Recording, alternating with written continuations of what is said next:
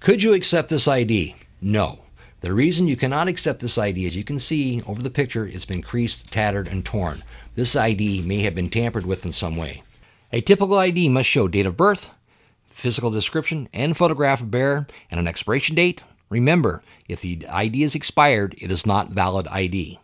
How are you tonight? I'm good. How are you? I'm doing well, thanks. Got some ID there? Yes.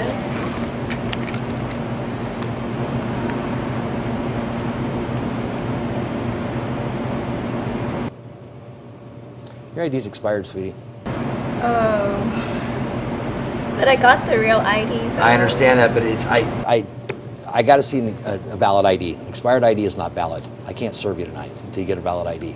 Only this one time? I can't. No. No. You know, and I understand that. I appreciate it, but I can't. Not tonight. Okay. Get your ID replaced. Get back in here. Thanks, ladies. Have a good evening. Acceptable forms of identification for liquor and/or tobacco use or sales. Number 1, a valid driver's license issued by any U.S. state. Number 2, an official state-issued identification card. Number 3, military identification card. Number 4, a U.S. Armed Forces identification card. Number 5, an official passport or a passport card.